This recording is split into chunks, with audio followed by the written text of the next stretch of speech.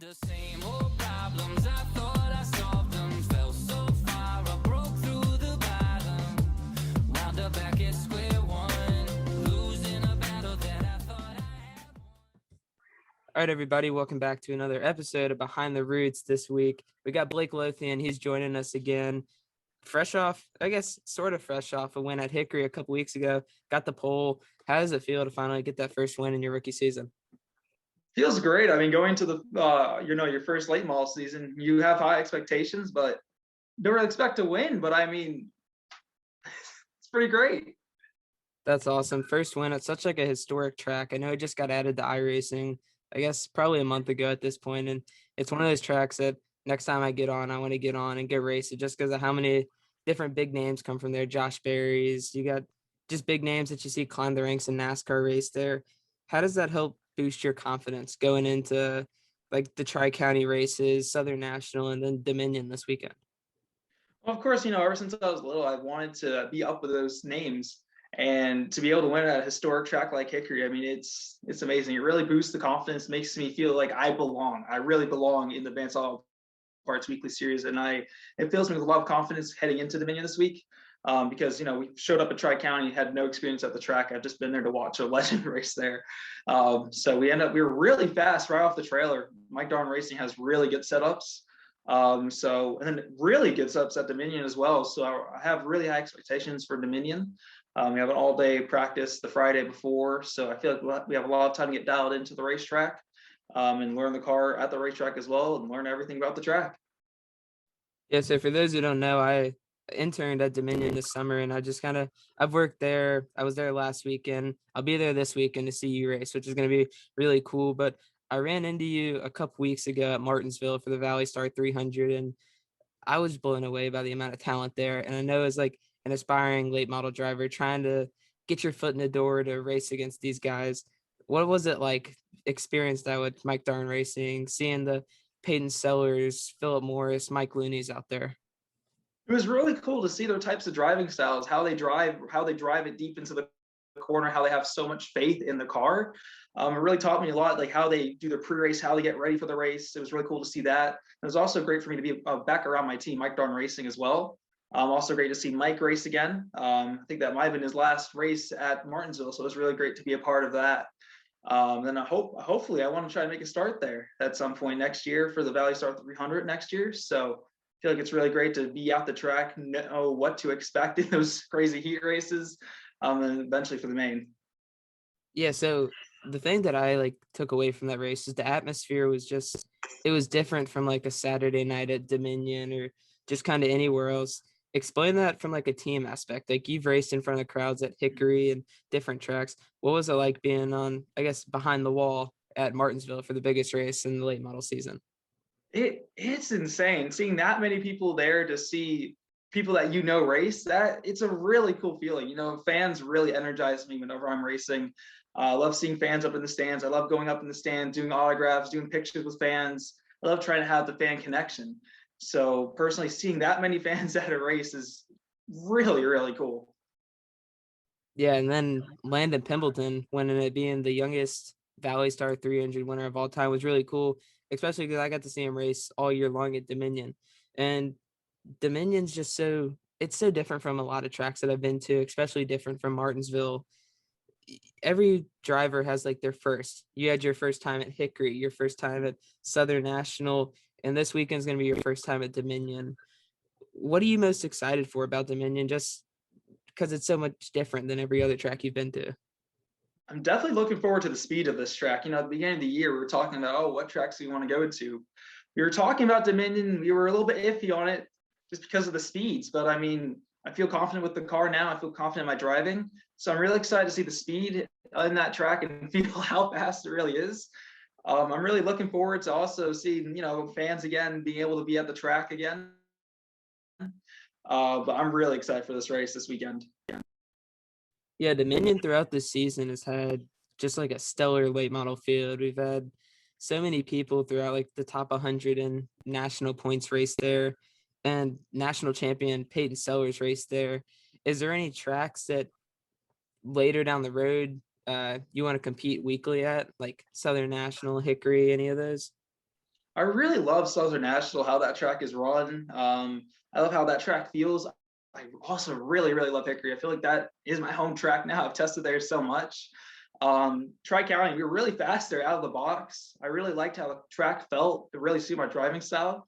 So honestly, I'm not picky. I just love racing. I want to race as much as possible at as many tracks as possible. So I want to run every single race every weekend if possible. Well, with that attitude right there, we might see a new national champion here if you're racing every weekend, racking up them points. But what can you take from like the other tracks and apply it to Dominion this weekend, considering the speeds are so much higher? I was thinking you'd take a lot from Southern National about how you have to get into the corner low, get back to throttle really soon. I was talking to Mike before getting ready for this race, and he was telling me how soon you have to get into the throttle at Dominion. I've seen a lot in a bunch of videos I've been watching. I forget the driver, but he's been uploading videos of every single race. So I've been watching that. It was a visor cam as well, so I'm pretending like I'm racing with my wheel and everything, trying to get the throttle points, the braking points, everything. And it's really incredible how soon they get in the throttle and the commitment you have to have. Like, or like it looks like when you hit the throttle, you're going to be straight in the wall, but somehow it just grips up and it stays on the bottom. So I'm looking forward to that. Yeah, the speeds at Dominion are just really crazy. We've seen a lot of scary wrecks there this season. Sergio Pena had a really bad wreck, I guess, towards the end of last year and early this year. Just the speeds there are so insane. And you're talking about the videos on YouTube, and the driver that I know from Dominion who posts weekly videos is Doug Barnes Jr., who we've had on Behind the Roots before. How important is it for late model drivers to go out there and create content, kind of build a brand for themselves as they try to climb the ranks? It's really important, without sponsors, you can't really go anywhere in this sport. So I really have to thank my sponsors, Venture Wipes, Texas Law Book, Smith Lawn Care, POTUS ABC Kids. But without sponsors and without a brand, it's almost impossible to climb the ranks at this point in NASCAR. We're hoping to make an ARCA Start next year. So, I mean, you have to have a lot of funding, a lot of backing, good connections to make it up that far. But we're really, really confident in making that jump next year. Also with our great partners backing us. Yeah, I agree. And a lot of drivers have started to make that jump. You see a lot of people big on social media nowadays. I see you've started like the YouTube channel, but I want to go back, or kind of going to jump back to where we were at the start, but talk us through that first one at Hickory, just like how it felt. You had the big 3-wide move going to take the lead. I saw the video and that was like, dang, that was a good move. Ended up pulling it off, getting the first one in your rookie season. How was that? That was a really good day for us. So we showed up really fast right off the trailer. Then qualifying the first lap, the car was dead tight through the center. Then the second lap, I was like, okay, we're just going to throw this thing in the corner. It's either we're going to be in the wall or on pole. And we were on pole. So that was really good for us. And then the first race, we had a pretty good first race. We finished second. Then the second race made the crazy 3-wide move coming off the first lap into the second one. The guy on the inside washed up and I had enough room. So I was like, okay, now we're going to go for it. Stuck it down there, made sure it was all the way on the apron in turn one. Didn't want to wash up and cause a giant wreck, take out an entire field at Hickory. So that was a really crazy move. Glad it stick, had Gray's spotter on the roof up there giving me my calls. So I knew I had enough room. So after that, we led the rest of the race and took our first win. So that was a really great way to get our first win. So you come into the pits after 3-wide move. What's the first thing that like the crew chief says to you? Is like, why'd you make that move? Or was it like an attaboy good move? It was mostly an attaboy good move. The other driver, I made the move on, wasn't that happy at first, but then after he realized, he saw that I left enough space, and he realized that the driver I was most hard racing, he was starting about 4th or 5th, so I needed to capitalize as soon as possible and get in front. So, and then by the end of the race, he was right on my bumper. So I had to make a move quick, had to get out front, get as big of a lead as possible, and we did that. So at the end of the day, it was a clean move. I didn't make any contact, so he understood it. Yeah, well, congratulations on the win again. I know we talked about it a couple weeks ago and starting on the pole going, but like I know you mentioned a couple minutes ago, you want to make that ARCA Start next year.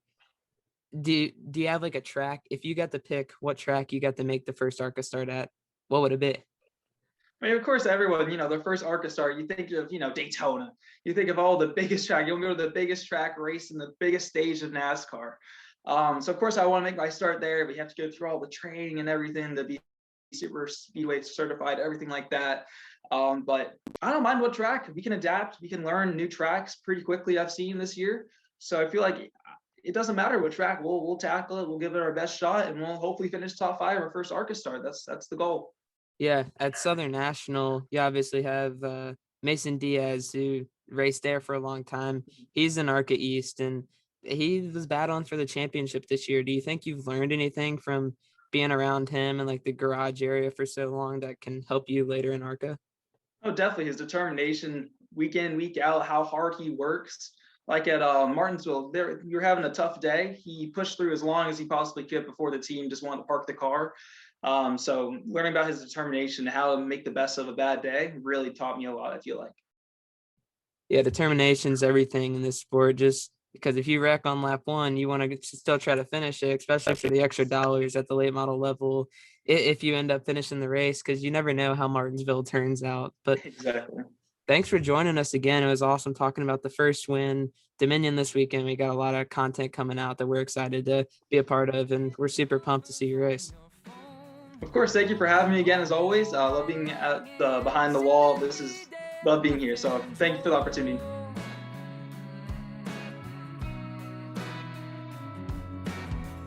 Paranoia setting in, it's got me second guessing you once again.